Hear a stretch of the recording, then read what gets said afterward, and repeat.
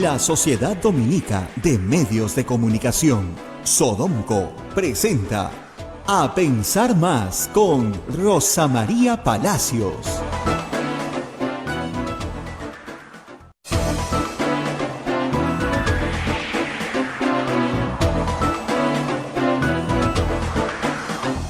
Señoras, señores, muy buenos días. Bienvenidos a Pensar Más con Rosa María Palacios a través de las emisoras de la Sociedad Dominica de Medios de Comunicación, Sodonco.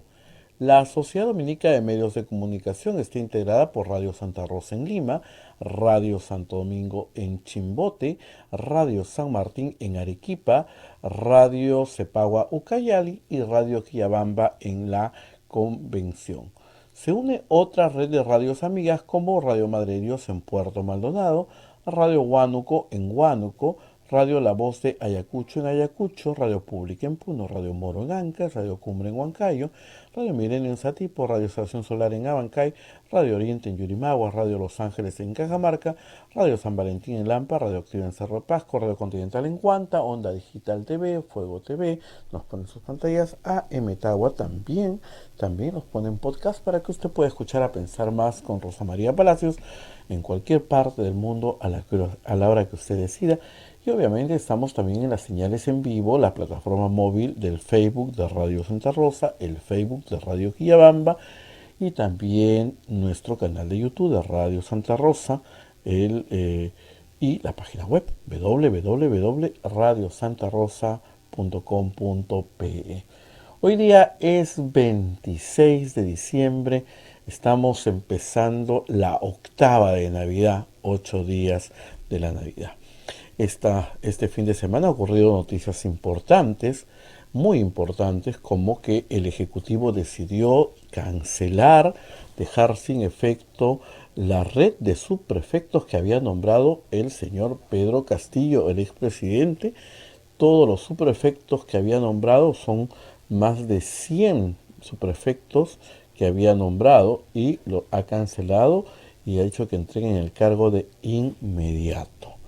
También ha ocurrido otro acontecimiento, la Junta Nacional de Justicia ha suspendido por 30 días a la ex fiscal de la Nación, Zoraida Ábalos, sancionada por nombrar como fiscal a superior adjunta a la doctora Carla Bourdieu, hija de una comadre, de su comadre María Zavala. La ex titular del Ministerio Público ha sido ratificada en noviembre pasado por la Junta Nacional de Justicia.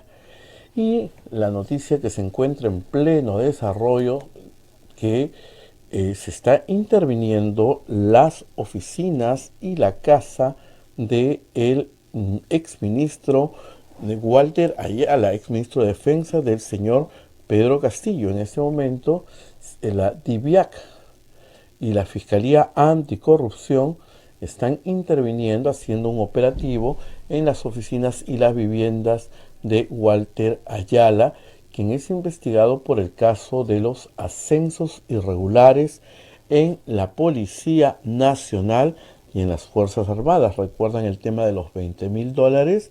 ¿Recuerdan ustedes que hay una carpeta fiscal presentada por la señora Patricia Benavides, donde se habla de unas coimas de $20,000 y también hay un hecho que hasta ahora no se ha podido explicar al detalle, que es cómo encontraron $20,000 en la oficina, en el baño de la oficina del señor Bruno Pacheco. Estas son las noticias más importantes de este fin de semana y esa es la que Rosa María nos va a detallar. Además, también hay que decir que ha sido recuperada la planta de gas de Quepachato por las Fuerzas Armadas y por las Fuerzas Policiales. Es importante esta recuperación de estas plantas porque benefician a todo y felizmente hemos tenido unos días de Navidad un poco tranquilos. Bien. Rosa María Palacios nos va a analizar todos estos detalles toda esta información, sobre todo la que se encuentra en desarrollo, que es lo que está ocurriendo en la casa y en las oficinas del señor Walter Ayala. Muy bien, Rosa María, muy buenos días, deseándote la feliz Navidad en esta octava de Navidad. Feliz Navidad, Rosa María. Feliz Navidad para Abel, para todos nuestros oyentes y televidentes, por supuesto, en el mundo entero. Hoy es 26 de diciembre, hoy es un día feriado para el sector público en el Perú, pero todos los demás seguimos trabajando, por supuesto, y hay mucha información que comentar. Pero antes de empezar con la información y comentar los asuntos que ha planteado Abel, vamos con los auspiciadores de este programa. Y empezamos con la Maestría en Gerencia Social de la Pontificia Universidad Católica del Perú, que invita a profesionales de diferentes disciplinas a participar del proceso de admisión. Informes en Facebook, @PUCMGS o al teléfono 993-028-464. Hotel La Cuesta de Caima, de la Asociación Santa Catalina de Sena, de las Madres del Monasterio de Santa Catalina, es la mejor opción para tu estadía en Arequipa. Informes en el Facebook e Instagram del Hotel La Cuesta de Caima, Arequipa. Policlínico Ángeles de la Salud. Ofrece servicios de calidad en salud a precios al alcance de todos. Calle Antero Peralta A10, Urbanización San José Humacoyo, frente a la Iglesia Sagrado Corazón de Jesús en Arequipa. Colegio Sagrado Corazón Sofianum. 75 años al servicio de la educación de Arequipa, formando integralmente a la niñez y juventud desde la pedagogía de luz y de verdad. Colegio privado bilingüe Reina de los Ángeles, situado en la Molina, Lima, tiene como meta la educación en las virtudes cristianas para construir una sociedad más humana, más fraterna y más feliz. El Colegio Bilingüe La Asunción, perteneciente a la Congregación de las Hermanas Dominicas de la Inmaculada Concepción, ubicado en Trujillo de la Libertad, brinda una educación a jóvenes y niños basada en las virtudes y en la espiritualidad dominica. Colegio Santa Anita brinda educación católica desde el diseño curricular Luz y Verdad. Es una gran opción a los papás que buscan para sus hijos una educación de calidad con valores. Colegio Santo Tomás de Aquino de los Padres Dominicos ofrece excelencia académica y formación cristiana para la vida. Abre el proceso de admisión para el año 2023 para primaria y secundaria. Informes en los teléfonos 987-11-8509 y 426-3390. Colegio Santo Tomás de Aquino, 131 años formando en valores cristianos. Palestra Editores, el sello de los buenos libros de derecho, es una editorial peruana dedicada a desarrollar importantes proyectos de investigación y edición jurídica con la colaboración de destacados estudiosos y profesionales del derecho. Palestra Editores celebra sus 26 años de reconocida trayectoria editorial con diversas actividades académicas. Visítenos en palestraeditores.com o en las redes sociales como Palestra Editores. Urbánica, diseñamos y construimos viviendas que te conectan con la naturaleza y que generan bienestar para tu hogar. Si deseas conocer nuestros proyectos en Punta Hermosa y Miraflores, o si tienes algún inmueble donde quisieras construir, nos podemos asociar también. Escríbenos al WhatsApp 948-242-747 o al 998-999-201. Y ustedes que nos acompañan todo el año también pueden colaborar con nosotros a través de las billeteras electrónicas. Es muy sencillo, capturan el QR que aparece en pantalla y nos hacen una donación, como quien yapea. Y por supuesto para todos los peruanos que nos escuchan desde todas partes del mundo todos los días, siempre hay la opción del PayPal a través de cualquier tarjeta de crédito. Muy bien, muchas gracias por estar siempre con nosotros. Ahora vamos a este día de, como dicen, de resaca de lo vivido, ¿no? La ciudad de Lima amanece, dicen todos los noticieros, muy, muy sucia, repleta de basura en las calles. Mucho trabajo para los bomberos este fin de semana. Siempre, aun cuando ha bajado el consumo de pirotécnicos, siempre hay incendios vinculados al uso de pirotécnicos y se va a repetir la misma historia el próximo 31 de diciembre. Estas son las noticias que siempre están, que a punta de repetirse todos los años dejan de ser noticia. Pero como dice en este momento Abel, hay una situación en progreso. La casa de Ayala, de Walter Ayala, está siendo allanada por la Policía Nacional, evidentemente con una orden judicial. Así, distintos personajes vinculados a Pedro Castillo y que están inmersos en varias investigaciones penales continúan bajo el escrutinio de la Fiscalía, que está armando el caso correspondiente.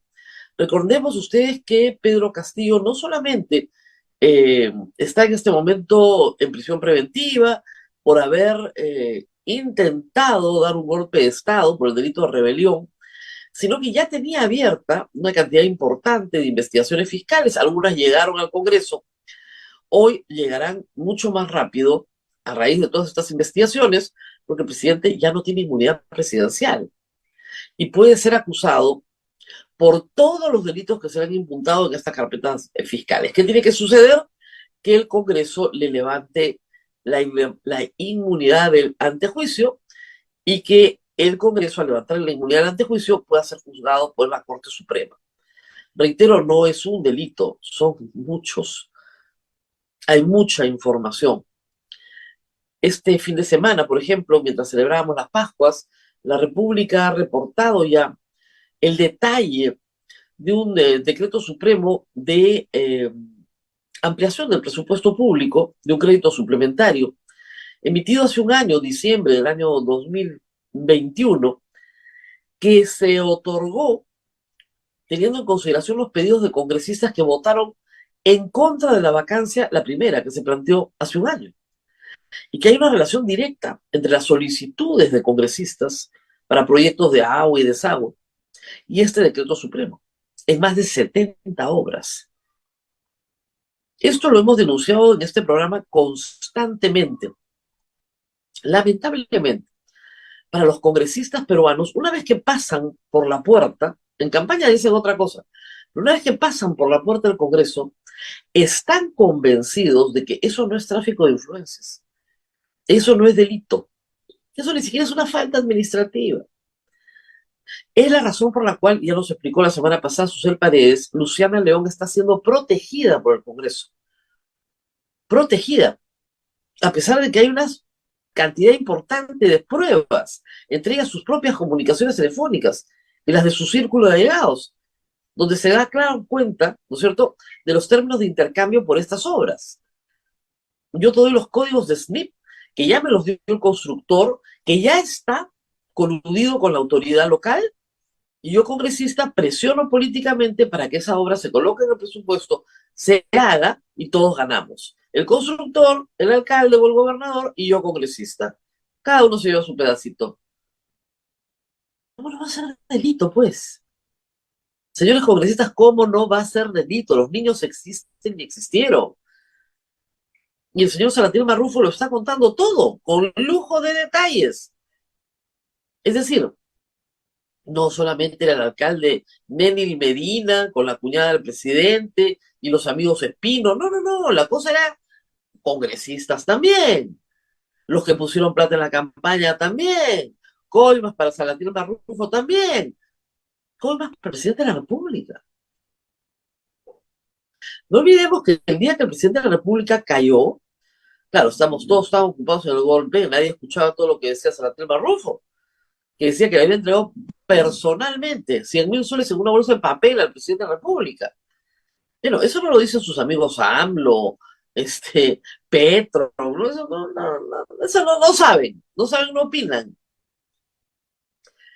No sé si están cortados con la misma tijera o no, pero raro que no te des cuenta que hay un problema de corrupción, ¿no? Y raro que eso no se explique y se explique y se explique. La izquierda no quiere reconocer esos actos, pero esos actos existen. Esos actos están documentados, son públicos y notorios. Y el presidente de la República y todo su círculo tiene que responder por eso. De ahí los allanamientos de esta mañana. De ahí se entienden perfectamente. ¿Qué más tenemos? El fin de semana, 25 a las 4 de la mañana, un contingente policial y militar combinado entraron a la estación de bombeo 127 en Quiapiachato. Es una pequeña, no solamente es una estación de bombeo, sino también hay un poco más de infraestructura. Esta estación estuvo tomada durante 13 días, y lo hemos informado acá. Y eso pone en riesgo la energía de todos los peruanos. Se bombea gas, ¿ok?, que llega ahí tenemos las tomas, se bombea gas desde la selva, desde Quepiayat. Y ese gas se transporta por todo el Perú para generar ¿qué? Energía eléctrica, la que gozamos hoy, debido a la sequía, ¿no es cierto? Y a que las hidroeléctricas han bajado su trabajo por la sequía en los últimos meses, íbamos a llegar ya a un 60% de energía producida por gas. El bien común tiene que primar siempre. 130 personas no pueden tomar una estación poniendo en riesgo la provisión de energía para todo un país de 32 millones de peruanos. ¿Qué piden las personas que están ahí? Que renuncie Dina Boluarte. Eso no va a suceder porque yo tomo un local. Felizmente en esta oportunidad, felizmente, la policía y las Fuerzas Armadas hicieron un operativo correcto. Les pidieron primero que se retiren, les dijeron que no, les dijeron que les iban a sacar por la fuerza, y lo sacaron por la fuerza sin disparar. Usaron perdigones de goma, hay 2 policontusos, fueron llevados al hospital de Quepiayato y 3 horas después fueron dados de alta. Y las instalaciones ya están en manos de sus operadores. No era difícil, ¿no? No era difícil. Era simplemente cuestión de tener una estrategia clara y evitar, a como de lugar, este modelo de términos de intercambio con el enemigo que tienen Fuerzas Armadas y policiales, que implica impunidad. Lamentablemente las leyes vigentes, no solo es el estado de emergencia, son las leyes vigentes de términos de intercambio, eh, autorizan el empleo y el uso de la fuerza en determinadas circunstancias, que siempre pueden ser examinadas por un juez, por si acaso. Pero un efectivo policial o militar en una situación tumultuaria, eso es lo que dice la ley. Cuando hay un peligro real e inminente para su vida o para los demás, puede utilizar su arma de fuego. Pero eso no lo explica el gobierno. ¿Qué hace el gobierno? La señora Dina Boluarte, tal vez ustedes no lo sepan, yo me sorprendí anoche porque anoche recién la vi, apareció un mensaje de 10 minutos la noche del 24 de diciembre. Y en un tono muy compungido, que pretendía ser empático, hablaba de los muertos, del dolor que tenía, pero que por favor no tomen los aeropuertos. La única cosa positiva que dijo fue, este es un gobierno de transición, una palabra que debió haber dicho el día que juramentó. El día que juramentó, dijo que se queda hasta el 2026. Y buena parte de lo que ha sucedido después se deriva de ese hecho y de la responsabilidad del Congreso en ese hecho. Y bueno, por supuesto, también se deriva de la autoridad de la izquierda en movilizar y no reconoce que ha movilizado. No reconoce, le echa la pluma a las organizaciones sociales como si las organizaciones sociales fueran una entelequia. ¿No? El Frente de Defensa de Ayacucho, lo hemos explicado acá varias veces, está liderado por una mujer con antecedentes de terrorismo. Eso no quiere decir que los que han salido a marchar sean terroristas, porque además esos dirigentes nunca pierden, ¿eh? Pierde la gente más pobre, pierde la que ponen en la primera fila, nunca pierde la gente que dirige, nunca. ¿Ustedes han visto morir algún dirigente? No, son chicos de 18 años, 15 años, chicos llenos de sueños, según el testimonio de su familia, chicos sanos que querían trabajar, que querían mejorar en la vida, que tenían proyectos. Y de eso ya nadie habla, pues, ¿no? Y el gobierno tampoco. El gobierno tampoco. Un mensaje a la nación que la verdad quería ser compungido, quería ser humilde, no sé si lo logró, cada uno verá. Si es que lo ha visto, si es que lo ha visto la noche del 24. Pero lo que sí me parece positivo es que el ministro de Justicia haya salido ayer a explicar que van a haber reparaciones para los caídos, para las familias de los caídos, reparaciones económicas. Y que esta semana se reúne una comisión con representantes de la Coordinadora de Derechos Humanos, con representantes de los familiares de los fallecidos, con el ministro de Justicia, para discutir reparaciones, para empezar. Pero normalmente la reparación es la etapa final de una investigación. Miren, para hacer un símil con la confesión cristiana, ¿no es cierto? Tú primero le dices al confesor cuáles son tus pecados y después te da la penitencia y la tienes que cumplir y reparar el daño causado. O sea, si has robado, tienes que restituir lo que has robado, ¿no es cierto? Igual. Entonces, primero hay que saber la verdad. Y yo reitero lo que vengo diciendo, ayer lo escribí. Si la orden de la presidenta, jefa suprema de las Fuerzas Armadas y Policiales, y del ministro de Defensa o el primer ministro era que no se usaran armas letales contra la población, ¿por qué estamos en 27 fallecidos y algunos señalan que ya en 28? ¿Por qué? ¿Por qué? Sí, ya, hay un caso de insubordinación masiva. No hay ningún respeto a las Fuerzas Armadas por el presidente, por el primer ministro. Hace lo que se da la gana. Además, no es un contingente militar insubordinado. La insubordinación es en Arequipa, en Cusco, en Ayacucho, en Andahuaylas. En todas partes se insubordinan. O es porque tienen la instrucción de ampararse en la ley que establece que en un evento tumultuario el efectivo está autorizado a utilizar su arma de fuego. Ojo. Y esa explicación, que es la que queremos escuchar todos los peruanos, no estaba en el mensaje de Navidad. Eso nos tenía que decir la señora. Sí, miren, hemos hecho una investigación y en esta investigación hemos determinado que en efecto ha habido situación tumultuaria y se ha aplicado el artículo tal, inciso tal de la ley, que dice que sí se puede usar el arma. Entonces ahí viene la discusión. Oiga, la norma dice real e inminente ataque a la persona. Yo no me puedo poner en un techo como francotirador a disparar a la gente que pasa. Eso está prohibido. Yo no me puedo disparar a alguien que está escondido detrás de una pared y asoma la cabeza y le mete un tiro. Está prohibido. Yo no puedo entrar a una calle abriendo fuego contra una multitud, aunque la multitud tenga piedras, porque a mí, personalmente, no me están atacando.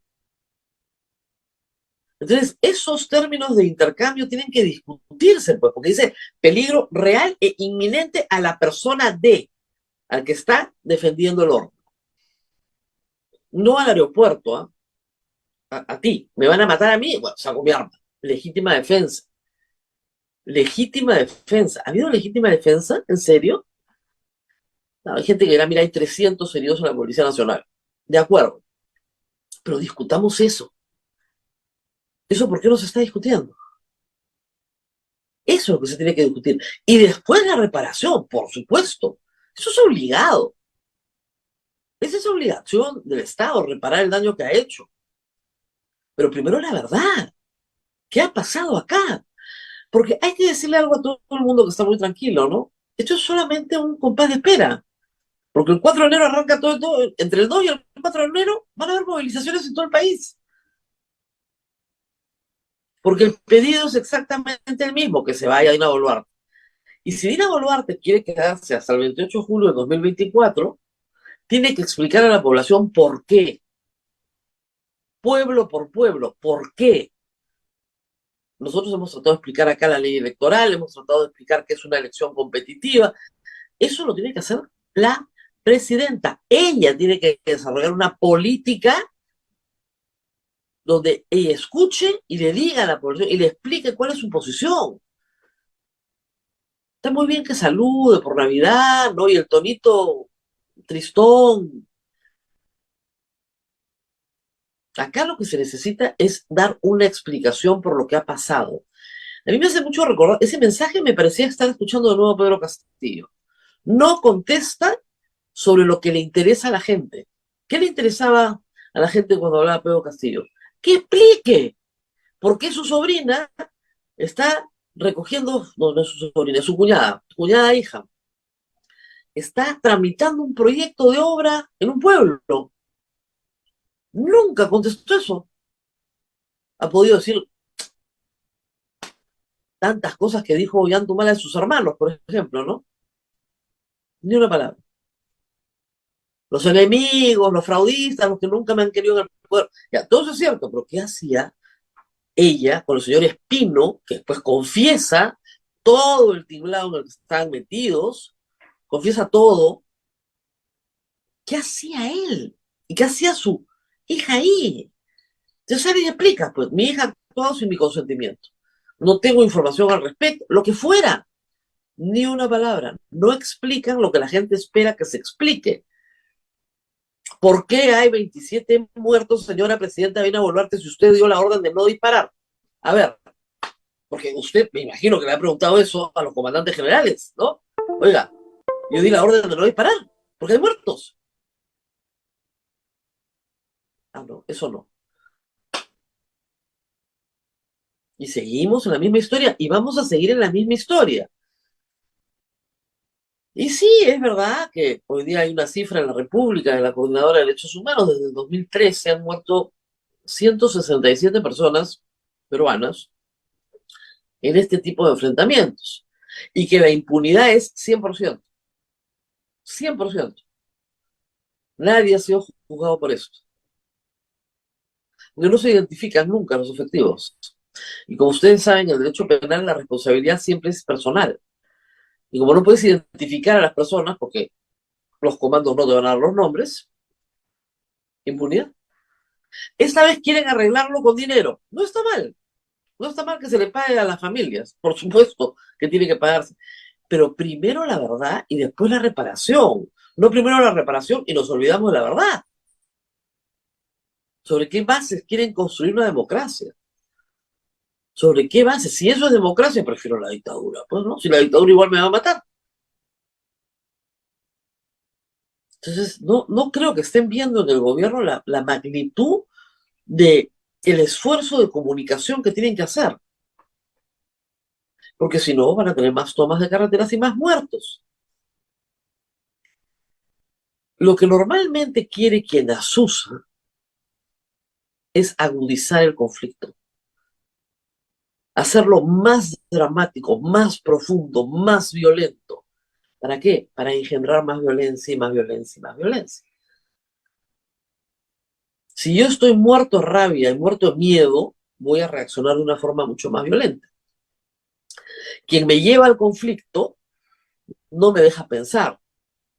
Me dice, te han quitado algo, tienes que protestar. Vas y protestas. Y luego te quitan a tu hijo. Entonces protestas muchísimo más. Y muchísimo más y muchísimo más. Hasta que alguien finalmente dice paz, paz. Pero esa paz no va a llegar si es que no hay un reconocimiento de lo que ha sucedido. Es difícil de entender, nadie espera, ¿no es cierto?, que el gobierno se quede de brazos cruzados porque lo están tomando un aeropuerto. De acuerdo, pero tiene que haber 10 muertos para evitar eso. En el tema del gas hay que decir que era una situación tremendamente delicada. Finalmente es una planta de gas. Todo es inflamable. Todo. Se arma un tiroteo ahí, no les quiero contar lo que pasa. El mismo cuidado se tiene que tener cuando se trata de personas, pues. El mismo cuidado. ¿Es difícil despejar una carretera? Sí. Hay métodos. Hay métodos. Miren ustedes, ayer no ha muerto nadie, porque hay métodos y se han empleado. Reitero, ni las carreteras, ni los aeropuertos, ni la propiedad de todos puede ser tomada como particular, secuestrada por un grupo. Eso está clarísimo, el gobierno tiene que actuar y se le pide firmeza en todas las encuestas. Pero una cosa es ser firme y otra cosa es ser autoritario. Una cosa es ser firme y otra cosa es tener un desprecio olímpico por la vida. Son dos cosas completamente distintas. Hay métodos, para eso se entrena, para eso se educa a la Policía Nacional y a las Fuerzas Armadas. Las Fuerzas Armadas no deberían estar en contacto nunca con población civil. Eso se ha explicado muchísimas veces, porque su entrenamiento en relación al contacto con la población civil no es el correcto. Solo la Policía Nacional, lamentablemente, no se ha querido escuchar.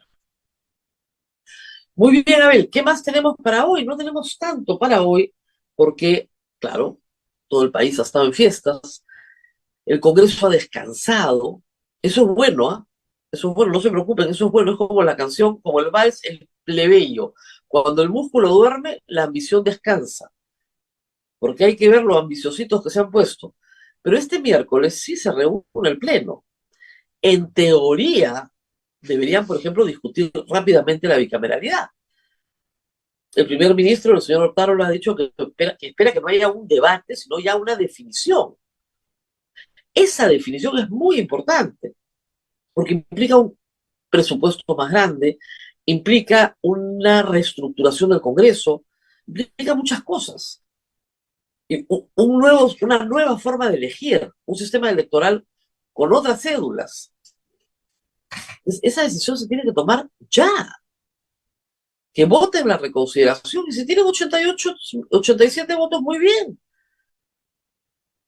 Y luego, en la siguiente votación, ¿no es cierto?, que será, espero que en febrero, se ratifica y adelante. La otra cosa que se ha observado en el Congreso, antes de que se fueran a descansar, es el desprecio que tienen por las primarias. Y eso es muy grave, ¿eh? Eso es muy grave. Que el Congreso sepa que se puede tolerar que las elecciones se posterguen hasta abril del 2024 porque hay primarias. Pero si no quieren primarias y van a inventar nuevamente una excusa o van a derogar la ley, van a estar en problemas. Y la otra cuestión que tiene que el Congreso garantizar es la competencia. Es decir, que el mayor número posible de organizaciones puedan inscribirse. Eso combate la violencia. Es decir, la democracia se cura con más democracia, no con menos democracia. Necesitas que muchas de las personas que hoy se encuentran protestando en la calle canalicen ese sentir a través de la organización partidaria y que inscriban sus organizaciones y que compitan. Es mucho más ordenado y legítimo, ¿no es cierto?, organizarte para pelear en una contienda electoral que agarrarte a palos en la calle. Por eso la democracia no es perfecta, pero es una mejor forma para gobernarnos. Así que por ahora el Congreso ha descansado, como reitero, felizmente. El Congreso es como ese hijo que uno quiere mucho, ¿no? Pero que cada vez que te traen noticias del hijo es para darte un disgusto. Siempre es para darte un disgusto. Cuando tú dices, bueno, ya de repente ya maduró un poco, no, de nuevo, ahora quiso. ¿Ahora qué hizo el Congreso? Ya, así es. Es un hijo que siempre te trae disgustos. Pero en fin, tienes que tenerlo, ¿no? Porque no hay democracia sin Congreso. Pero al hijo que siempre te trae disgustos hay que llamarle la atención todo el tiempo, ¿no? Y uno se cansa también. Muy bien, Abel. Hoy día vamos a hablar de una encuesta publicada por el Centro Wiñac y vamos a estar con el señor Tincopa justamente para hablar de eso. No sé si se me ha pasado algún tema en este recuento post-navideño. El tema de Zoraida Ábalos, que ha sido... A ver, te escucho muy lejos. El tema de Zoraida Ábalos, que ha sido sancionada por la Junta de Zoraida Ábalos es una perseguida del fujimorismo, vamos a llamarlo de esa manera. Hace unos meses yo conversé con ella sobre por qué le tenían tanta inquina en el Congreso, ¿no? Y claro, Zoraida Ábalos es la fiscal que reemplaza a Chávarri, ¿ok? Chávarri es el fiscal protegido por el fujimorismo. Chávarri es el que desaparece las pruebas. ¿Se acuerdan? Bueno, muy bien. Chávarri es el fiscal protegido del Fujimorismo. Zoraida Ábalos lo reemplaza. Ergo, tarde o temprano vamos a vengarnos de Zoraida Ábalos. Es así de sencillo. Y le tienen un odio. Y ella denunció a Alarcón. Ella denunció a Chávarri. Ella denunció a Merino. A todos los denunció. A todos los denunció. Y la subcomisión de acusaciones constitucionales los exculpó a todos. Y la subcomisión de acusaciones constitucionales ahora ha aprobado que a ella la procesen penalmente por no haber procesado a Pedro Castillo, después de haber acusado a todos los anteriores, ¿eh? Cosa que ningún otro fiscal hizo. Ella tiene 42 denuncias constitucionales contra altos funcionarios del Estado, desde el Contralor, vocales supremos, etc. 42. Las han ido bajando una a una. Sí, sí, sí, sí. Claro. Pero a ella ahora se la quieren bajar. ¿Qué pasa? Les voy a explicar por qué se las quiere bajar y me van a entender, ustedes me van a entender perfecto. El artículo 117 de la Constitución, ¿se acuerdan? El que siempre mencionábamos con Castillo, señala que solo se puede acusar al presidente de la República durante su mandato por 4 cosas. Por lo tanto, nunca se investigó a un presidente en el ejercicio del poder. Investigó, nunca. Hasta Martín Vizcarra. ¿Y quién abrió la investigación? Zoraida Ábalos. La abrió, pero la tenía que cerrar porque no podía ir adelante. Y ese procedimiento lo que hace es, te interrumpe el plazo de prescripción. Yo ya lo abrí. Tiene un proceso penal abierto, suspendido pero abierto, hasta que deje de ser presidente. Era lo máximo que podía hacer.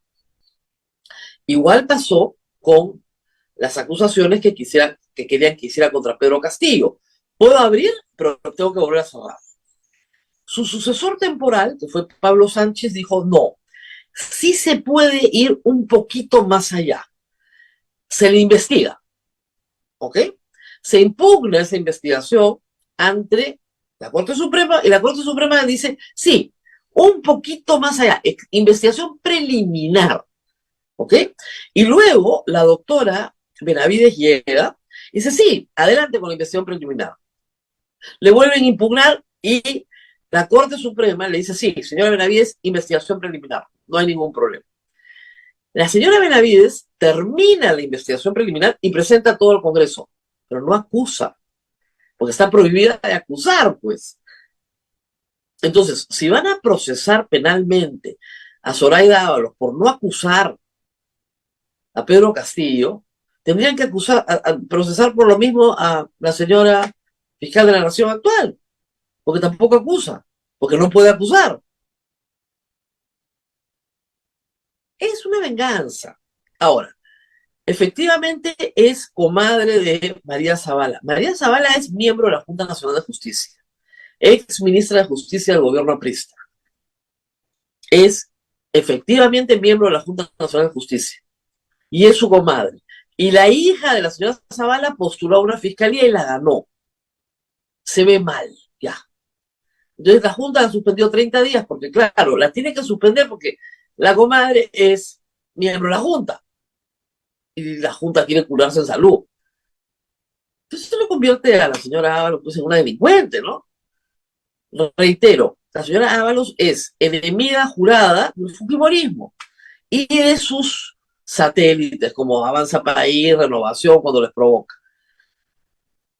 Y obviamente la izquierda tampoco la van a querer, pues si ella inicia las investigaciones contra Pedro Castillo, que la van a querer.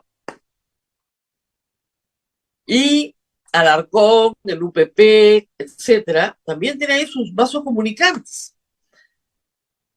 O sea, imagínense, aprueban una denuncia constitucional contra Zoraida Ábalos por no haber acusado al presidente de la República, cuando se lo prohíbe la Constitución. ¿Para qué? Para inhabilitarla para la función pública, pues, ¿para qué otra cosa va a hacer? Porque ese juicio en la Corte Suprema se cae en 5 minutos, no tiene ni pies ni cabeza, pero es el objetivo de inhabilitarla. Obvio, ya, ¿para qué otra cosa va a hacer? política. Pero a Lucianita León no. Hace 5 años que nadie la toca. ¿5 años ya? No, ese congreso cayó en 2019. 2020, 2021, 2022. 3 años. ¿Qué están esperando que cumpla 4? Es una cosa de locos, ¿no? De verdad. Pero ese es el problema con la acusación constitucional, utilizada como herramienta política, como chaira. Como chaira. Pregúntale a Pedro Cateriano, cada vez que hay alguna prisa de mal humor, le ponen una denuncia constitucional. Tiene que ir a defenderse de nuevo, una y otra vez. Le abren algo en la fiscalía porque hay alguien que lo vuelve a denunciar.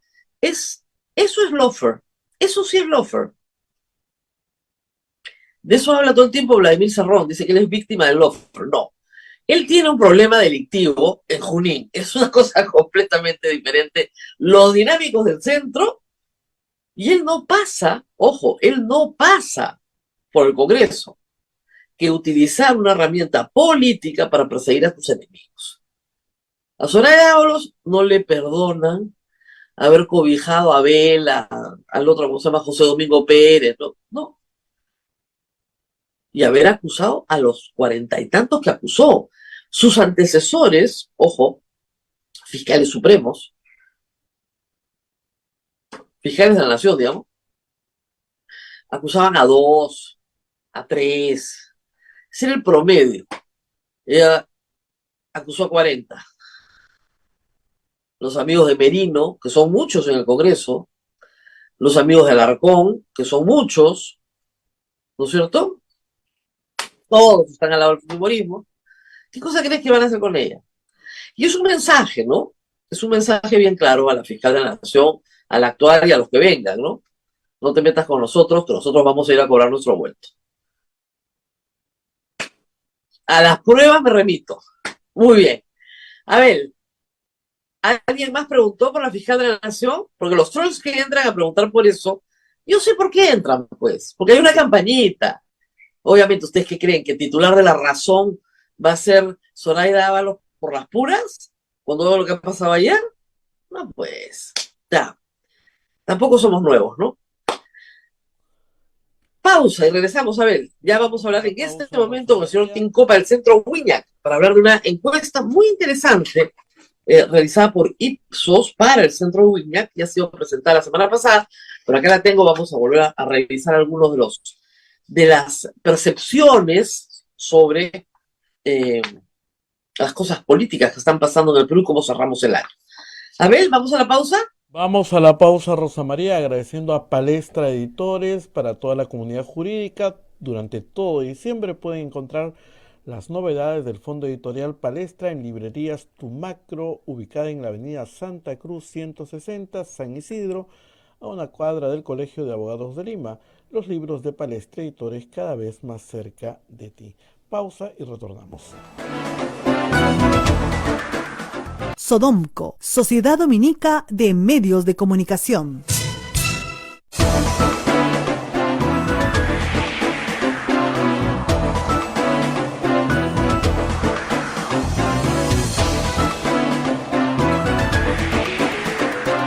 Continuamos con A Pensar Más a través de las emisoras de la Sociedad Dominica de Medios de Comunicación, Sodomco. Rosa María ya se encuentra con nuestro invitado Fernando Tincopa del Centro Wiñac. Rosa María, adelante, por favor. Muy bien, efectivamente estamos con Fernando Tincopa del Centro Wiñac. Ellos han realizado una encuesta con Ipsos. El Centro Wiñac le planteó a Ipsos una serie de preguntas. Él nos va a contar ahora cuál ha sido la metodología y las fechas para recoger información sobre las percepciones que tiene la gente de todo lo que hemos vivido en las últimas 3 semanas, la caída de Pedro Castillo, etc. Cuéntanos un poco, Fernando, muchas gracias por estar con nosotros esta mañana. Cuéntanos un poco primero las características de esta encuesta. Gracias a ti, Rosa María, por la invitación. Ha sido una encuesta regular como la que usualmente se hace con una muestra representativa a nivel nacional. Son más de 1.300 entrevistas y el margen de error es cercano al 2.5%. Algo interesante es que fue recogida ya casi hace 2 semanas, del 11 al 17, si no me equivoco. Eso es bien importante de determinar. Del 11 al 17, me parece, sí, ¿no? Ok, Porque, claro, nosotros lo presentamos el lunes 19, entonces sí. Lo que obtuvimos eran más que nada, quisimos mapear las percepciones que la gente tenía acerca de las movilizaciones y el impacto que había tenido respecto a la percepción del gobierno, a la percepción también que tenían las personas acerca de lo que sucedió con Pedro Castillo, y cruzar toda esta información nos ha permitido, por ejemplo, hacer algunas conclusiones interesantes respecto a la gente que se autodefine de determinada postura política y que tiene determinada posición respecto a tal o cual evento político también. Si quieres tú... exactamente. Ahora, siempre decimos que una encuesta es una foto del momento y estas cifras son dinámicas, porque hay una serie de eventos no recogidos, por ejemplo, el número de fallecidos. Eh, las respuestas van a variar de localidad en localidad. Una cosa es Lima, otra cosa es hacer una encuesta igualita en Andahuaylas o en Ayacucho, un alto número de fallecidos que ha sido posterior a la encuesta. Entonces, sabiendo todo esto, advirtiéndolo al público, vamos a examinar algunos números que me parecen muy importantes, ¿no? Poniéndole el contexto debido. Eh, la primera pregunta es muy sencilla, ¿no? ¿Qué preferiría usted que ocurriera con Pedro Castillo? La mayoría, sí hay que decir, no la mayoría, pero el 49% dice que se mantenga detenido mientras se les juzga por corrupción y golpe de Estado. 49%. Pero 25% dice que se le reponga como presidente. ¿No es una cifra sorprendente? ¿Les causó sorpresa a ustedes? Nos pareció sorprendente en un primer momento porque incluso creímos por algún momento de que podría ser más. Debido a o sea, hay muchas encuestas internacionales que nos ponen como uno de los países con menor confianza en la democracia. Y Así es. justamente este 25% refleja el apoyo que ya tenía Pedro Castillo en las encuestas previas. Es decir, es un margen de popularidad. Creímos que se iba a incrementar ligeramente porque un gran sector de estos que lo apoyaban, de estas personas que lo apoyaban, incluso pedían que sea más mano dura o que tenga actitudes como directamente más confrontacionales.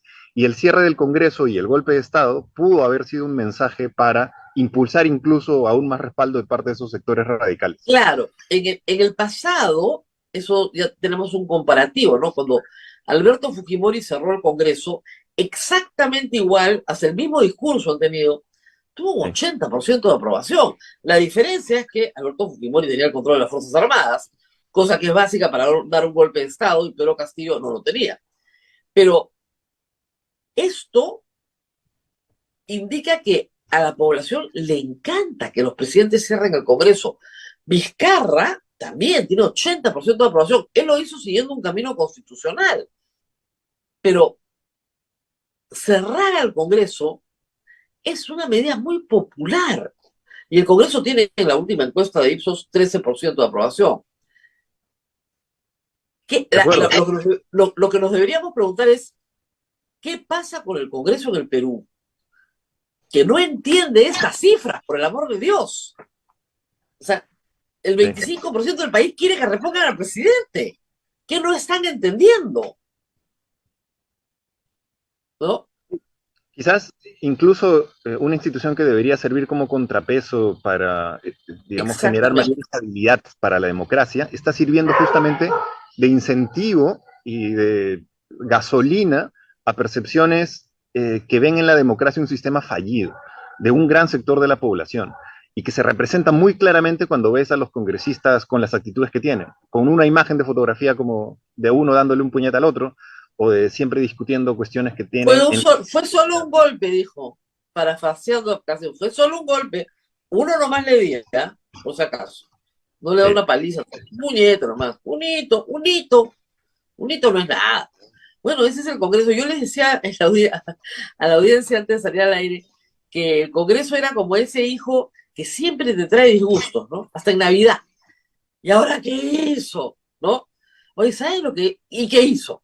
Es el hijo que siempre te trae disgustos. Y que uno espera que ya va a madurar, sí, ya va a madurar, hay que darle su tiempo, ya va a madurar. No madura nada. Y este fin de semana estamos contentos porque el Congreso no se ha reunido. Entonces, pero ya el miércoles se vuelve a reunir. Muy bien. Luego hay en esta misma pregunta que se le libere y se le permita asilarse, ahí está el cuadro, se le permita asilarse en otro país, 13%. No es raro tampoco, ¿no? Porque ha sido la salida tradicional. Normalmente los golpes de Estado acababan con alguien subiéndose un avión, ¿verdad? Claro, A la y Castilla, Belaúnde. Es sí, la idea de ya, que se vaya, ¿no?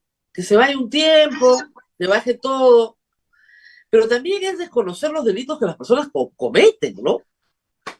yo creo que representa más ese sector de la población que ve con ojos indulgentes a los políticos y dicen, bueno, pudo haber hecho cosas malas, quizás otros lo hicieron peor, pero déjenlo fuera y que ya no forme parte de nuestro problema.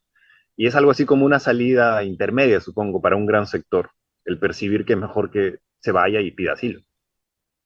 El 11% dice ninguna de las anteriores. Yo pensaba, bueno, esa de ninguna de las anteriores puede tener un rango muy amplio, ¿no? Desde que lo manden a su casa hasta que lo fusilen, o sea, puede Y ser una cosa, lamentablemente no podemos registrar todas las alternativas que la gente da también en las encuestas, pero supongo que muchas de esas han sido, no me cabe duda, alguna de ese estilo. o sea, desde todos los extremos, ¿no? Pero sí, el 49% ha dicho, bueno, que esté detenido y que se le juzgue por corrupción y por el golpe de Estado. Los dos temas centrales. Pero sí, un 25% dice no, que se le reponga. Ahora, ojo, esto es antes de todos los eventos que hemos visto, ¿no? Antes de los eventos que hemos visto. Podría haber crecido, pero no lo creo, No, porque hay una política en el Perú también de hechos consumados, ¿no? O sea, ya no es presidente, ya se iniciaron los procesos contra él, ya perdió la inmunidad, imposible, ¿no? Ahora, la segunda pregunta, si ustedes me ayudan en el switcher con el cuadro, estaría muy bien. ¿Cuál debería ser la actitud del gobierno frente a los recientes bloqueos de carretera, acciones violentas o toma de instalaciones públicas? Esto es bien sorprendente. Esto sí me sorprendió, Fernando. Ahora, ojo, esto es antes de los muertos, ¿ah? justo en el pico, digamos, ¿no? Registra los últimos días, pero sí, la mayor parte es después de los muertos, del pico de los muertos. De los picos. Instalar, intentar dialogar, la primera, la más importante, la más grande, lo ven en azul en la pantalla, intentar dialogar con los manifestantes y en caso no quieran dispersarse de manera pacífica, hacer uso de la fuerza del orden y retirarlo. Ahora, ¿qué quiere decir eso? ¿Eso quiere decir meter bala? No creo, ¿no? No. De hecho, algo que evidencia esta pregunta es que la gente no parece tener posiciones cerradas en blanco y negro respecto a estar a favor de que ingresen las Fuerzas Armadas con todo o estar en contra de que absolutamente ingresen.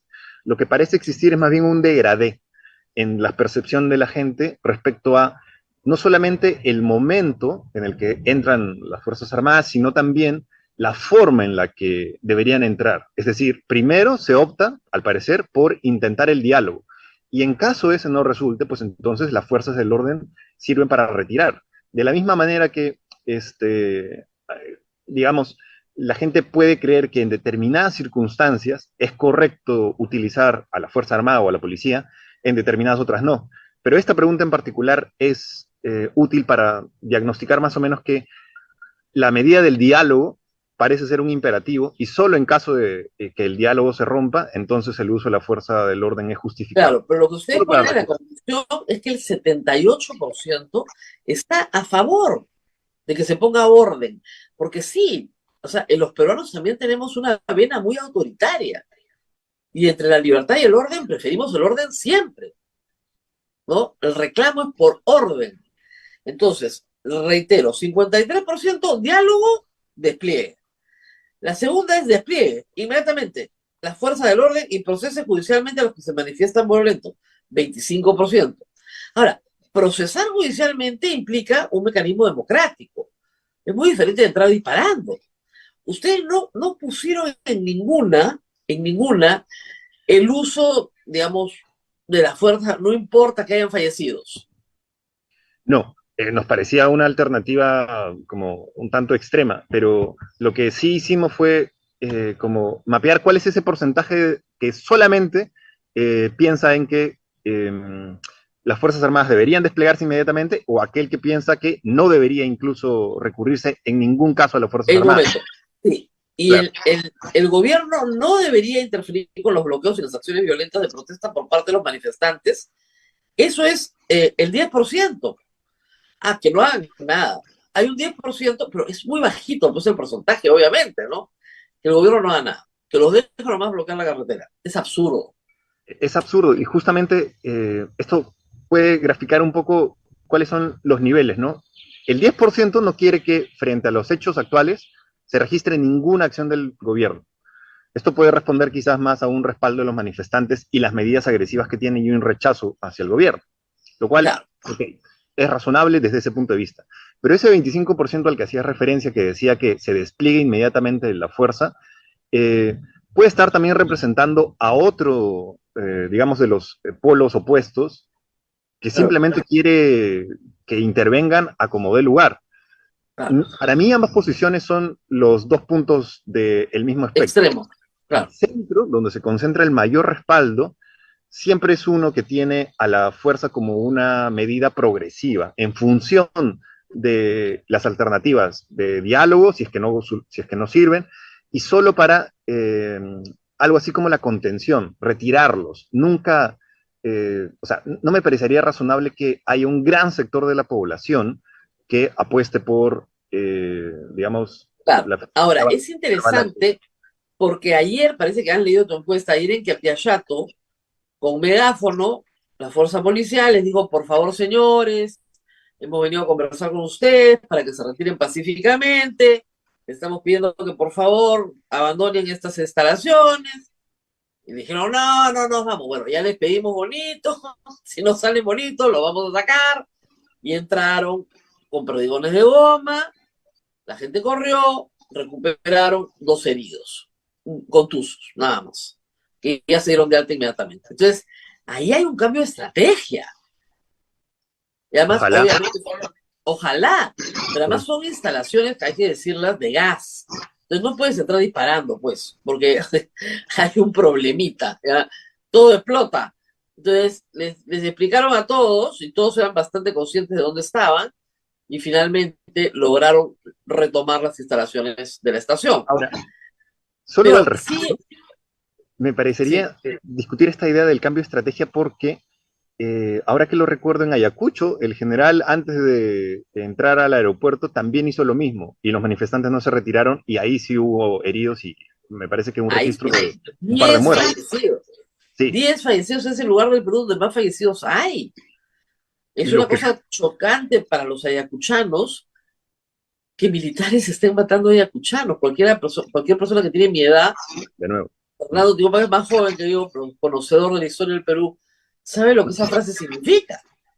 Y yo he en vivido en Ayacucho en este Ayacucho momento y es muy hay intensa la figura de las intervenciones militares militares. matando ayacuchanos.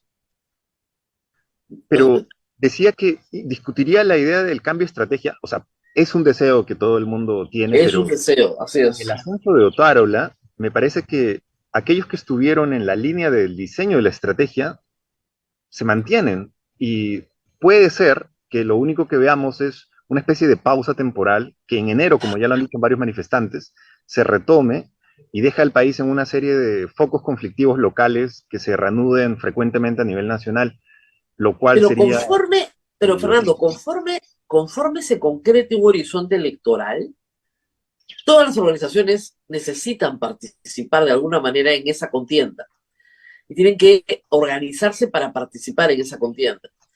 Y tiene que, si el Congreso es sabio, dejar un espacio para la inscripción. Ahorita hay 15 partidos aspirantes a inscripción. De repente podrían haber un poco más, 20 aspirantes, ¿no? Entonces, toda esa movilización se orienta a lograr una inscripción para participar en las elecciones del siguiente año. O de octubre las primarias ya siguen en noviembre o diciembre, pero tienen que haber primarias. Entonces les das 5 meses para que logren tener una organización política. Porque en este momento, hay que decirlo, el desprestigio de los partidos de izquierda a nivel nacional es muy grande. Pero sí hay organización de izquierda. ¿Ok? Porque el Frente de Defensa de Ayacucho más bien su presidenta, como decíamos, tiene una orientación más vinculada a Movadef, pero está, pero está. Entonces, eso de alguna manera se tiene que canalizar. Y también Dígalo. es justo, ¿no? Porque quitan el cuerpo, ponen la mano y quitan el cuerpo. A ver, ¿querías hacer una pregunta? Escuché un ruido, de repente algo se cayó en el nacimiento, muy bien. La siguiente pregunta tiene que ver con si te movilizas o no te movilizas. ¿Ok? ¿Cuál cree que será la actitud que tomará usted? O sea, te preguntan esta, o sea, usted señor que me lee. En los siguientes días, frente a la situación política del país y las acciones de protesta que se vienen dando. ¿Ok? El 3% no precisan, el 7% dice ninguno de los anteriores, pero las importantes son las que siguen. Movilizarme en las calles y participar en marchas en contra de la violencia de los partidarios de Castillo. O sea, me movilizo contra los partidarios de Castillo. 9%. El grupo más chico. Movilizarme en las calles y participar en las acciones de protesta como marchas, bloqueos, paralizaciones o toma de instalaciones. Activamente, 11%. Lo que está en rojo en el cuadro. ¿Eso qué quiere decir? Que es gente que se movilizaría para que Dina Boluarte renuncie, para que se vaya Otárola, okay. Pero lo mayoritario es lo que está encerrado en el cuadro del naranjo y el amarillo. Informarme y expresar mis opiniones en redes sociales, en medios de comunicación y en grupos de amigos y familiares, 27%, y no involucrarme en política, sino enfocarme en el bienestar de mi familia o mis actividades personales, 43%. No me sorprende nada. 70% no se movilizaría a ninguna parte. Con lo cual concluimos que la movilización física, en este caso, sería de una minoría, ¿verdad? Esa es la conclusión. Sí, una conclusión bastante alineada a otras encuestas también que hablaban del desinterés generalizado en la política de gran parte de la población y Así es. que incluso es un porcentaje bastante alto versus el porcentaje real de movilizados. ¿A qué me refiero?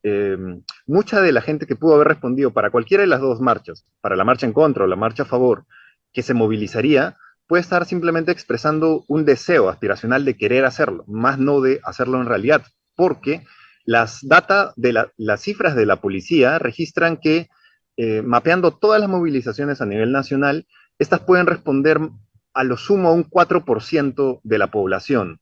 Y por ahí Claro. que la cifra podría estar, A digamos... diferencia, hay que decirlo, el único caso, Fernando, que yo recuerdo diferente es el caso de Merino, donde sí se movilizaron millones de peruanos, pues hicieron encuestas y eran algo así como, no sé, 6, 7 millones de peruanos durante una semana en algún momento salieron a la calle. De Y hecho, fue, claro, de todo estrato social en todo el país, 6, 7 en medio de una pandemia, o sea, arriesgando la vida, ¿no? Eso fue muy importante, fue la primera vez en que sí hubo una movilización muy fuerte contra el Congreso, porque fue contra el Congreso, al cual se le veía como un obstáculo en un momento muy difícil de enfermedad para el país. Al margen de la apreciación que tengamos sobre el manejo de la pandemia por Vizcarra, que la mía siempre ha sido muy negativa, eso es lo que la gente entendió y se movilizó. Este caso es diferente. Tenemos los extremos, ¿no? 9 y 11%, digamos, 10-10 para cada lado, en los dos extremos, a favor o en contra, y un 70% que dice, sí, voy a dar mi opinión, pero mi familia es primero.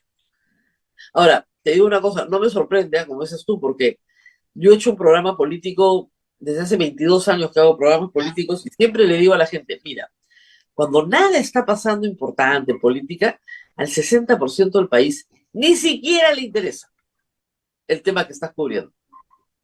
Entonces tienes que tratar de enamorar al otro 40%, que es un poco difícil también. Pero partamos de esa base. Esto se ve reflejado en esta encuesta. Como tú dices, 43% incluso es hasta menos, ¿no? Sí, las audiencias han subido notablemente en las últimas 3 semanas. Hay muchísima más gente que nos ve porque está pasando algo muy importante. Y eso crea incertidumbre. Pero en general, la mitad del país quiere ver por su familia, por sus hijos, y no le interesa la política, ¿no? Lo cual es un error, porque si dejas la política en manos de cualquiera, bueno, la respuesta será cualquier cosa, ¿no? Ese es el problema. Pero bueno, es una respuesta válida. Con lo cual, no debería haber una movilización masiva físicamente, pero tú sabes perfectamente que con 2.000 personas en estado de violencia absoluta yo puedo Eso, destruir bastante, ¿no? Bastante infraestructura. No necesitas un contingente muy grande. Y de las hecho, Fuerzas Armadas jamás ponen más de 2.000 personas tampoco. O sea, los contingentes son pequeños para generar una enorme cantidad de daño. Muy bien. Ahora vamos a la siguiente, por favor, la de las Fuerzas Armadas. Esta es increíble la respuesta por lo masiva. Esa sí me sorprendió, ¿ah? Voy a leerlas. En el marco de la reciente ola de protestas en el país, ¿usted está de acuerdo o no con que las Fuerzas Armadas protejan los bienes públicos que permiten el desarrollo de las actividades del país, como aeropuertos, plantas de energía? De acuerdo, 80%. Qué contundencia, ¿no? ¿sabes lo que pasa con esta pregunta un poco? Es que eh, cuando no se pone la dicotomía entre Fuerzas Armadas versus manifestantes, sino entre Fuerzas Armadas y proteger como bienes públicos, Públicos. ahí el respaldo es muchísimo más grande y se parece muchísimo más al respaldo que tienen las Fuerzas Armadas a nivel de confianza de instituciones. Si uno ve las encuestas que se hacen anualmente respecto a las instituciones en las que la gente más confía, las Fuerzas Armadas y la RENIEC son las dos que salen siempre en el top 2 de aquellas instituciones en las que la Así gente es. más confía. Y de hecho, este año me parece que las Fuerzas Armadas están cerca a un 66%, pero años anteriores han estado cerca de 70, 75%, y puede ser un poco el reflejo de un gran sector de la población que confía en las Fuerzas Armadas como para asignarles su actividad natural, que es la defensa de algo así como los bienes que son de todos. Y en ese sentido el respaldo sí podría como Es, ser un, razonable. es extraño, ¿no? Porque es, por un lado, un rol protector, pero en aquellas poblaciones que han estado militarizadas durante muchos años, como Ayacucho, por ejemplo, es un rol de temor absoluto, y con toda razón, Sí. y con toda Sobre todo razón. específicamente para los que tienen un rango de edad bastante mayor que vivieron la época del terrorismo, ¿no? Quizás los jóvenes de ahora tienen una percepción más como la memoria histórica de este país es bien débil, entonces puede ser que los jóvenes también tengan una percepción ligeramente más relacionada a las Fuerzas Armadas con el trabajo en la pandemia, con el corto Claro. plazo inmediato. Ahora, esta pregunta, eh, hay algunos que señalan hoy que lo que ha hecho Dina Boluarte para sobrevivir, una persona sin bancada, sin partido, sin nada, es aliarse con las Fuerzas Armadas, que como tú dices, son muy respetadas en el Perú, pero que también te dan un camino de autoritarismo bien manifiesto. ¿Crees que Sí, está pasando eso? eh, algo importante antes de señalar eso es que si bien esto es la fotografía del momento como tú lo señalabas, puede ser que con el tiempo, en los próximos meses, esto cambie radicalmente. De hecho, el ejemplo que nos trae a la cabeza esto puede ser el ejemplo chileno, que tenía en un momento a las Fuerzas Armadas como una institución altamente confiable y luego del estallido social esa confianza se fue al piso. Esto podría también, aún no estamos en ese momento, pero podría cambiar drásticamente. Y respondiendo a la pregunta exactamente, yo no creo que estemos en un gobierno cívico-militar con las características, digamos, académicas, conceptuales, que definen a un gobierno cívico-militar. Si bien el ejército tiene una relación simbiótica ahí con el nuevo gobierno, no ha cooptado otro tipo de sectores más allá de los tradicionales. Ya hemos tenido premieratos militares y también, obviamente, los ministerios de defensa a cargo de militares, pero no hemos visto políticas públicas a favor de los militares todavía. No hemos visto una representatividad política mayoritaria, ya sea en el gabinete o en otros espacios, y me parece que todavía sería apresurado decir eso. Lo que sí existe es una fuerte relación de necesidad mutua, ¿no? El gobierno necesita a las Fuerzas Armadas para no solo legitimar al gobierno, sino darle estabilidad, y las Fuerzas Armadas necesitan a la presidenta para apoyar a las Fuerzas Armadas, al menos discursivamente. De ahí que decir que las denuncias y los excesos de las Fuerzas Armadas van a ser solo vistos en fuero militar, como fue lo que dijo la presidenta, es el tipo de mensajes que necesitan las Fuerzas Armadas para sentirse validadas. Esa relación me parece que se va a mantener en tanto los conflictos sigan. Y puede ser Claro. incluso, eh, digamos, una relación que genere algunos que otros precedentes peligrosos por el ejercicio de la fuerza como contención de la violencia, ¿no? ¿Y cómo lees la corrida de Dina Boluarte hacia la derecha? Y hay que ver, es graciosísimo, ¿no? Dina Boluarte pasó de ser la violadora de la Constitución en pro del Club Apurímac, en las portadas de la prensa concentrada, a ser una gran presidenta que está haciendo lo mejor por el Perú. Entonces, ¿acá qué pasó? Yo creo que ella lo que busca es, tiene dos bandos a los cuales, con los cuales generar alianzas, ¿no? El de la derecha, el centro, y el tres incluso diría, derecha, centro, izquierda. A la izquierda no va a poder complacer, porque lo único que necesita es reducir hostilidades. No va a poder Claro, traerlas de su parte, pero sí puede reducir hostilidades que provengan desde ese sector. A la derecha, en cambio, sí puede complacer medianamente con claro. algunos símbolos o mensajes que atraigan, ¿no? Y que justo al margen de reducir solo hostilidades, lo que puede generar es respaldo. Y ella puede estar pensando que es más fácil generar coalición con ese sector de la derecha que con el otro de la izquierda, porque ya invitó a Claro. Cerrón a conversar y no quiso sentarse. Pero cuando ha invitado a los otros sectores a Palacio, han ido perfectamente y las sonrisas no faltaron. Entonces puede ser que ella se encuentre en esa disyuntiva, ¿no? Más como identitaria, de haber sido alguien que surge de la izquierda, pero que ahora tiene que Claro, gobernar pragmatismo, de la derecha. pragmatismo puro y duro, ¿no? O sea, yo tengo que sobrevivir. Ahora, ese pragmatismo es la que la lleva a juramentar hasta el 2026, porque En un estaba primer sirviendo a la audiencia presente, que eran los congresistas que querían quedarse. Entonces, estaban muy complacidos todos, y afuera había un laberinto que fue increciendo porque se negaba y se negó durante 4 días a hablar de adelanto de elecciones. Y recién el domingo en la noche, ya con los muertos de Andahuaylas, recién ahí, el 11, comienza a hablar de adelanto de elecciones. Tal Recién cual. ahí. No se ha aprobado hasta 10 días después.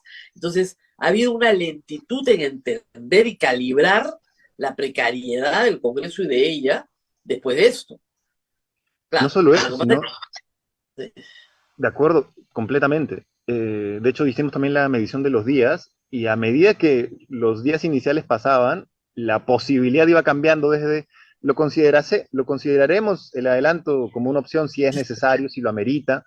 Luego vamos a dar un proyecto de ley, luego criticas al Congreso por no aprobar tu proyecto de ley y te pones en una posición más claro, férrea respecto al adelanto de elecciones.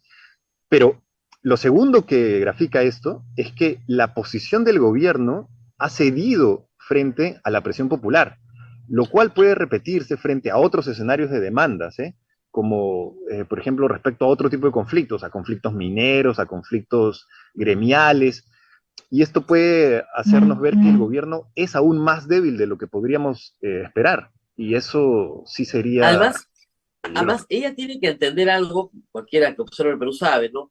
En la medida en que tú te acercas a un proceso electoral y te acercas al día de las elecciones, la conflictividad social baja. O sea, el verano electoral no tiene conflictos sociales, porque todos los operadores políticos del Perú están trabajando en campañas que tienen que ser propositivas y tienen que ser que halagues, ¿no es cierto?, a tu público para que voten por ti. Entonces, a ella le conviene más que a nadie acelerar el proceso electoral, entrar en un estado de campaña, Sí, más que tal a cual. nadie. ¿Ya? Ella es la que dice, no, pues ya estamos en campaña. Yo ahorita, en febrero, me aprueban la segunda legislatura, me aprueban y yo convoco elecciones en el acto. Ella tiene que movilizar al país a una campaña porque eso baja la conflictividad social, porque finalmente la democracia es eso, ¿no es cierto? Es el arreglo de la controversia política a través del voto popular. Y si no compites, estás fuera. Entonces tienes que competir. Y de hecho, el haber sido una de las caras visibles del no adelanto, o sea, de decir que iba a salir recién el 26, la pone en una situación difícil también ahora que el Congreso pueda no aprobar el adelanto de elecciones, Ah, porque no, no se lo va. aprueba. Ella está en una posición más crítica que el propio Congreso. O sea, los dos se ponen en un mismo saco y se tiran al abismo si eso ocurre. Que a Yo mí me creo parece que el Congreso no calibra nunca correctamente la furia que puede causar en el electorado. Nunca la calibró, no la calibró con Merino. Tendrían que estar locos para no votar a favor de la adelanto de elecciones. Yo te digo, lo primero, cuando la escuché ese domingo que escribí mi columna, la urgencia de esta hora es el adelanto de elecciones, porque si no van a incendiar el país. Son unos irresponsables. Entonces salieron a decir, bueno, adelanto de elecciones. Y aún así, ya estaba incendiado el país. Porque lo que la gente pide es que se vaya Dina Boluarte. En Ayacucho decían que renuncie a Dina Boluarte, pero ¿para poner a quién? No, a un congresista. ¿Pero a cuál? Son 130, se van a pelear. Las elecciones ya. Es que las elecciones no se pueden hacer en 3 meses. No se puede. Es material y físicamente imposible. Lo único que tú puedes elegir en 4 meses es un congreso. Nada más. Pero no puede ser una campaña presidencial. Además, más parlamento andino, más primarias, más todo lo anterior. Eso en 4 meses no se puede hacer. Tal cual. Y así como esa mala lectura de la realidad de parte del Congreso puede atisbar muchísimo más los ánimos, una serie de reformas con bandera roja también podrían hacerlo, porque si condicionan el adelanto de elecciones solamente a que se aprueben reelecciones inmediatas para congresistas, bicameralidad, que pueden ser propuestas muy buenas, pero que en este momento podrían servir como justificación para la narrativa de Congreso siempre buscando sus propios intereses y podrían justificar o al menos generar la excusa para que se justifique un nivel de protesta contra el Parlamento que... Claro, y además hay cosas, Fernando, que han pasado la última semana. ¿Qué hacen mientras tanto? Una ley que exonera de papeletas. Ah, sí. ¿Te das cuenta? O sea, el Congreso... Venías de campaña. Venía de campaña. O sea, es como ese hijo, de verdad, que siempre te da un disgusto. Y bueno, no puedes, papito, no puedes estar diciendo que vamos a violar la ley, ¿no es cierto? Para que la combi asesina siga matando y no le pongan ni una multa. ¿Tú crees que eso es popular? Es popular entre los dueños de la combi asesina, pero no es popular en el resto de la población. O el tema de Sunedu, toda una estratagema con ex magistrados del Tribunal Constitucional, haciéndole firmar una denuncia contra ellos mismos para quedarse. Todo el mundo sabe que esos son negocios particulares, con unos congresistas niños que ya los han denunciado por la cantidad de obra pública. Negocio universitario, negocio con colectiveros. Esos son intereses particulares. Si tú me dices, vamos a aprobar una reforma que solo nos beneficia a nosotros porque es reelección y bicameralidad, bueno, de nuevo, pues, la gente se va a molestar. Entonces tienes que poner más cosas en esa sartén, no solamente las que te convienen. Entonces, las primarias, de todas maneras, el cambio de fecha, por ejemplo, de la elección parlamentaria, que se ha propuesto muchas veces para solucionar un problema que es muy importante en el Perú, que es que el presidente no tenga mayoría o no tenga alguna mayoría que le permita sostenerse en el tiempo. 3, ¿qué más queríamos? Queríamos varias cosas. Yo particularmente quisiera el incremento de filtros y de requisitos para la postulación a cargos públicos. Por ejemplo, la inhabilitación de algunos sentenciados por delitos de corrupción y terrorismo, cosa que ahora existe solamente para sentencias en curso. Pero creo que ahí tú tienes una posición que siempre hemos debatido. Es que, ¿sabes lo que pasa? Que es, o sea, estarías rompiendo uno de los principios esenciales del derecho penal. Una persona que ya cumplió su pena se reincorpora a la sociedad. Si no, le estás poniendo una cadena perpetua. Entonces, no hay perpetua. ¿Te das cuenta? Es como pena de muerte civil. Sí hay ahora muerte civil, porque hay una norma que no se aplica, pero en fin, hay. Pero el tema es que si tú ya no tienes antecedentes penales cuando cumples tu pena. Y es difícil de entender. Pero tienes que pensar que a mí me han formado como abogada. Pues entonces, sí, claro. Yo entiendo. Es como, y de hecho, es como convencer a alguien que es inocente de que si ya prescribió, que apele la prescripción. Entonces te dicen, no, pero yo soy inocente. Entonces lo miran y dices, por Dios, ya prescribió, no te tienen que procesar, olvídate del proceso. ¿Cuántas discusiones he tenido con amigos que dicen, no, pero yo quiero que me digan que soy inocente? No, nadie, siempre eres inocente, siempre es inocente. Siempre. Nadie te tiene que decir que eres inocente, pero yo quiero. No, chao. Prescripción. Pero no quieren, pues, son necios. Entonces, sí, es difícil para otros, pero es la formación de abogada. O sea, una persona, o sea, el fin de la pena no es el castigo físico. El fin de la pena es la resocialización. Y Sí, yo si tú entiendo. entiendes que un delincuente es persona sobre cualquier otra eventualidad, es persona. Esa persona es capaz de cambiar. Y quizás la discusión ahí sea más bien cuáles son los alcances de la reinserción social. Quizás mi reinserción social implica Claro, todos los otros derechos laborales, civiles, excepto el de representación política. Porque puede un ex convicto reincidir, resocializarse perfectamente en todos los otros aspectos, pero quizás haya algunos en los que haya que ponerle ciertas salvaguardas, ¿no? Pero este tipo de debates es el debate, supongo, interesante que se debería dar en el Pleno junto con los debates sobre renovación por tercios, los debates de otro tipo de reformas que por ejemplo, muestren, ese es muy importante. claro, Hay el proyecto de Adriana Tudela que es renovación total, pero con reelección. Entonces, yo mantengo mi curul porque renovación total, pero mantengo porque el público me aprecia. Pero otros dicen que no, que tiene que ser a la americana, que es mitad-mitad, o un tercio nada más. Entonces, hay varios esquemas, son un poquito complejos de entender y de explicar, eso es lo que a mí me preocupa, porque además, en la primera vez que lo haces, va a haber un grupo siempre sacrificado y otro no, porque siempre hay un primer tercio que sale, ¿no? Entonces, ese es el que no va a querer. Entonces, tal vez empezar con la renovación total, pero claro, eso te puede generar que en la renovación el presidente se quede sin un solo congresista.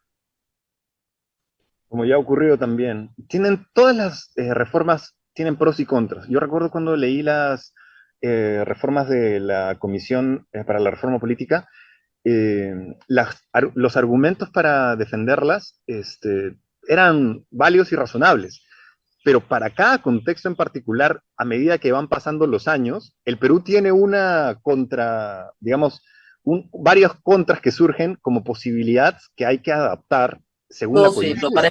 para cada ejemplo hay un contraejemplo. De Para acuerdo, cada ejemplo, por ejemplo, suena muy razonable que un sentenciado por terrorismo jamás postule, ¿ok? Bueno, Yehudo Simón nunca hubiera podido ser primer ministro. cierto. Sentenciado, indultado. Bermejo Indultado, tampoco ¿eh? pudo haber ¿Perdón? sido, bueno, sí, varios Y casos, en supongo. el caso Sí. de Yehudo Simón era sentenciado, indultado, considerado inocente por la comisión que hizo los indultos para todos los injustamente sentenciados. ¿Qué haces? Sacar leyes especiales para ese tipo de indultos, eso es una posibilidad. Pero sí, pues, para cada ejemplo hay un contraejemplo. El Perú es muy rico en su historia política y siempre está innovando, ¿eh? Siempre tenemos novedades. O sea que, sí, es un laboratorio de políticas públicas, para eso sí. Sí, servimos mucho. Muy bien, Fernando, muchísimas gracias por habernos atendido. Yo sé que es un día de descanso para el sector público, no para nosotros los privados, pero también sé que es un día de vacaciones, así que te agradezco mucho que hayas interrumpido descanso familiar para conversar con nosotros el día de hoy. Mil No, gracias y fue gracias un gusto. al Centro Encantado. Winger. Hasta luego, Abel. Nos vemos. Muy Nos bien, vemos, Fernando. nos vemos. Abel, ¿nos tenemos Bien, que despedir ya? ya nos vamos, Rosa María. Nos vamos porque mañana tenemos que continuar con la programación. Esta semana es semana de evaluación, así es que nos vemos mañana, Rosa María. Esta semana vamos a trabajar, chicos, ¿ah? No vayan a pensar que nos vamos así nomás. No, no, no, no, no. Trabajamos hasta en Año Nuevo, no. Hasta el viernes, como siempre, en nuestro horario habitual. Muy bien, Rosa María. Nos reencontramos mañana. Chao, chao. Nos reencontramos. Chau, chau.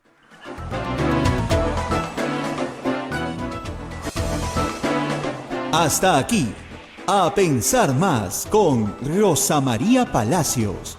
Este programa fue producido por la Sociedad Dominica de Medios de Comunicación, Sodomco.